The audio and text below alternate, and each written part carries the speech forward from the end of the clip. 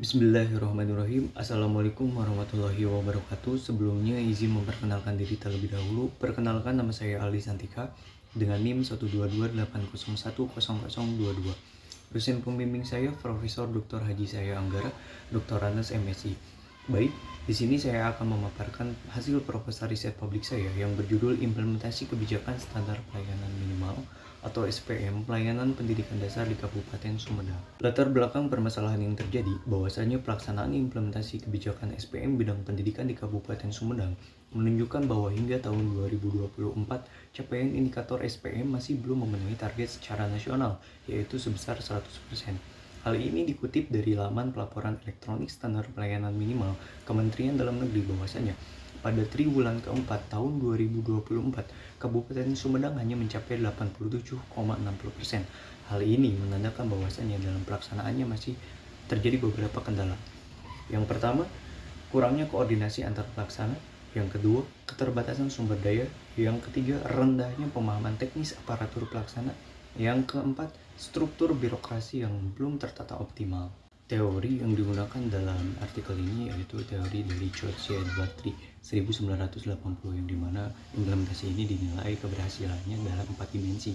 Yang pertama, komunikasi, sumber daya, disposisi, dan struktur birokrasi, yang dimana hal ini saling berkaitan dan ini sesuai dengan permasalahan yang terjadi dalam pelaksanaan SPM di Kabupaten Sumedang. Metodologi penelitian yang digunakan, penelitian ini menggunakan pendekatan kualitatif dengan metode deskriptif, yang dimana pendekatan ini dipilih karena penelitian ini bertujuan untuk menggali secara mendalam pelaksanaan kebijakan standar pelayanan minimal. Jenis dan sumber data. Jenis data yang digunakan yaitu data kualitatif dengan pendekatan deskriptif.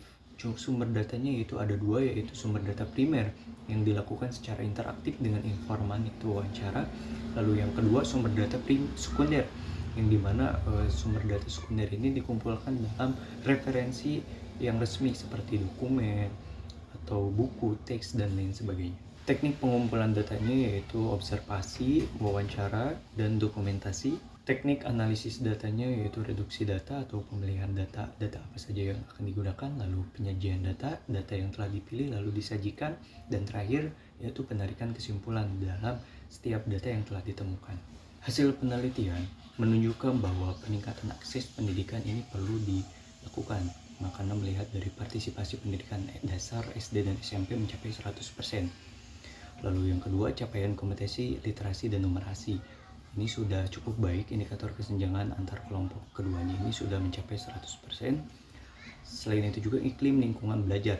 SD hanya mencapai 70%, SD 67%, indeks kebinekaan dan inklusivitas juga sama, masih di bawah target. Hal ini mencerminkan perlu adanya peningkatan kenyamanan, keberagaman, dan inklusivitas lingkungan belajar. Dan yang terakhir, ketersediaan dan kualifikasi tenaga pendidik, yang dimana hal ini menunjukkan bahwa capaian yang masih rendah dan belum meratanya tenaga pendidikan di Kabupaten Sumedang. Permasalahan implementasi berdasarkan teori Edward Tree. Yang pertama, komunikasi, yang dimana masih ada kesenjangan pemahaman antara dinas pendidikan dan satuan pendidikan lainnya, seperti halnya Kemenag dan Kemendikbud. Lalu yang kedua, sumber daya, kekurangan sumber daya pelaksana aparatur pemerintah di dinas pendidikan Kabupaten Sumedang. Selain itu juga, kekurangan atau keterbatasan anggaran menjadi hal yang fundamental. Yang ketiga, disposisi pelaksana. Masih ditemukan bahwasanya kurangnya pemahaman pelaksana dalam hal pelaksanaan kebijakan SPM ini. Yang terakhir, struktur birokrasi, yang dimana bisa dilihat dari segi data SD dan SMP ini masih menyatu, yang membuat tumpang tindih dalam hal pelaporan dan pelaksanaannya. Implikasi dan solusi. Implementasi kebijakan tidak cukup hanya dengan regulasi, akan tetapi butuh juga sinergi antar pelaksana, koordinasi lintas sektor. Yang ketiga, pelatihan teknis dan penguatan kapasitas SDM, dan terakhir, perbaikan sistem pengawasan dan monitoring. Kesimpulan dalam penelitian ini menyimpulkan bahwa implementasi kebijakan SPM pada layanan pendidikan dasar di Kabupaten Sumedang belum sepenuhnya optimal. Meskipun menunjukkan peningkatan dalam partisipasi pendidikan, akan tetapi masih terdapat beberapa hambatan. Temuan ini menegaskan bahwa keberhasilan implementasi kebijakan sangat dipengaruhi oleh sinergi antar faktor internal dan eksternal organisasi. Cukup sekian yang bisa saya sampaikan.